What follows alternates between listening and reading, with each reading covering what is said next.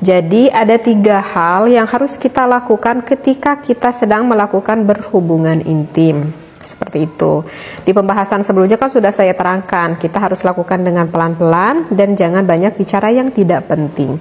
Nah, untuk yang kedua ini, oleh ulama Fathul Izan ini dikatakan, jika kita melakukan berhubungan intim sehingga keluarnya itu bareng gitu ya, suami sama istrinya, itu akan lebih baik sekali. Kenapa? Karena hal itu bisa menyenangkan pasangan kita masing-masing. Jadi hati kita merasa apa ya? Merasa puas mungkin ya, karena bareng gitu keluarnya.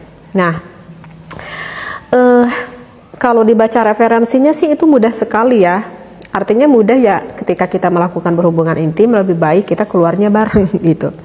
Tetapi bagi sebagian orang yang mungkin itu mudah saja, artinya bisa melakukan hal itu.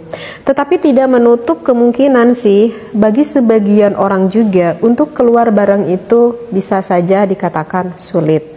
Nah, bisa saja dikatakan sulit berarti antara pasangan suami istrinya tersebut itu mempunyai apa ya, yang mungkin mempunyai permasalahan gitu, sehingga ya sulit untuk bareng gitu keluarnya. Nah, kalau dari kasus-kasus yang saya dengar gitu ya, mungkin saja ini terjadi pada wanita ataupun pada laki-laki. Kalau yang sering saya dengar gitu, misalkan nih contoh pada wanita. Kalau kebanyakan dari wanita, kesulitannya itu adalah apa? Kesulitannya itu adalah bagi wanita itu kesulitan untuk orgasme. Seperti itu. Itu berarti permasalahan yang ada di wanita. Dan kalau yang kebanyakan kasus dari laki-laki itu biasanya kebanyakan kasusnya itu adalah karena dikarenakan karena ejakulasi dini gitu. Sehingga sulit sih untuk ketemu barengnya gitu. Nah, saya akan memberikan sedikit tips yang secara umumnya aja gitu ya, karena pasti kan untuk permasalahan itu kan pasti banyak banget gitu. Saya jadi ingin memberikan sedikit tips yang banyak yang terjadi gitu. Nah, misalkan contoh pada wanita itu yang banyak sulit untuk orgasme. Nah, berarti kan ini harus ada terapi, artinya harus ada padu padan antara suami dan juga istri. Artinya suami dan juga istri itu harus memahami apa kekurangan ataupun apa permasalahan yang dialami oleh suami ataupun oleh istri kita. Karena kan di dalam melakukan hubungan intim itu kan berdua. Artinya keduanya itu harus saling membantu gitu. Jadi harus saling kompak lah istrinya. Misalkan nih contohnya, sang istri, kita sebagai suami itu tahu kalau istri kita itu misalkan sulit untuk orgasme. Jangan sampai sang suami itu gak mengetahui bahwa istri kita itu sulit orgasme. Aduh, jangan sampai deh seperti itu ya. Jadi untuk istri kalau misalkan tidak orgasme, jangan sampai membohongi sang suaminya. Sang istri harus berterus terang, kalau saya enggak orgasme dan saya bahkan sering tidak orgasme. Nah, maka kan hal itu nanti bisa didiskusikan dengan suami seperti itu. Nah, kalau misalkan yang ejakulasi dini sih itu nggak bisa disumput, nggak bisa pastilah istrinya itu akan tahu gitu ya.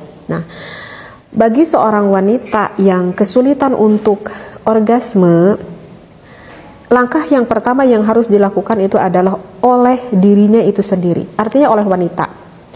Jadi kita harus tahu dulu apa sih itu orgasme. Kan orgasme itu bukan hanya fisik saja. Jadi orgasme itu ada keterlibatan antara pikiran dan juga fisik kita. Begitu ya, wahai para wanita. Jadi bukan hanya fisik kita yang merasa enak, yang merasa nikmat, tetapi dimulainya dari apa dulu? Dimulainya dari pikiran kita dulu. Dimulainya dari mindset otak kita dulu. Jadi bagi para wanita yang mempunyai kendala sulit untuk orgasme, mindset otak kitanya pedekkan dulu. Jadi gen adanya itu dari gen diri kita sendiri, dari wanita itu sendiri.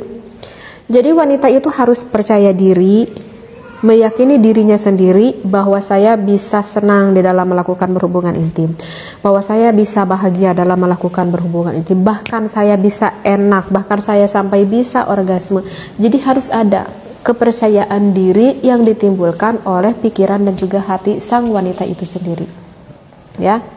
Jadi ingat, suami itu hanya sebatas membantu saja. Sekali lagi, suami itu hanya sebatas bisa membantu saja kepada kita bisa orgasme. Ya. Nah, misalkan ini contoh seperti ini kalau kurang paham. misalkan di mindset otak seorang wanita berpikir bahwa yang bisa membahagiakan saya sampai saya bisa orgasme itu misalkan cowok yang kekar, misalkan ya apapun itulah, misalkan cowok yang tinggi putih misalkan, atau yang tinggi hitam gitu. Itu kan fantasi,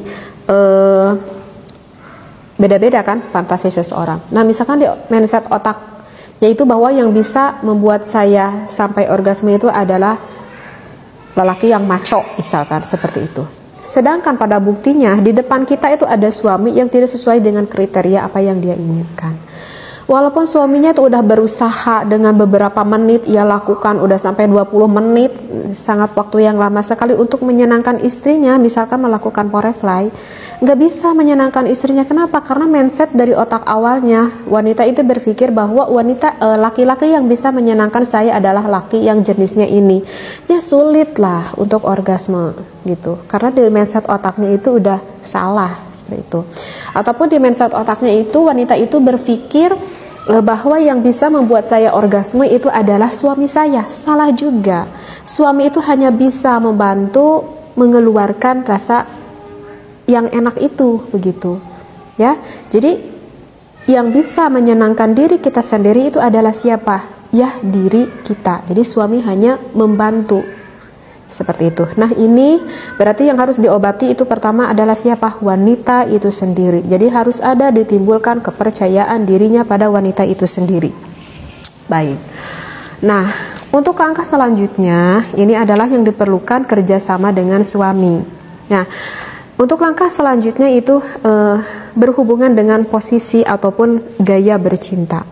Nah jika bagi wanita yang sulit orgasme, suami kita itu harus lebih bijaksana kepada sang istrinya, ya.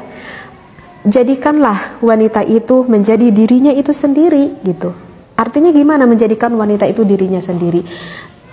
Artinya apa yang ingin dia lakukan, ya lakukan oleh wanita itu, gitu.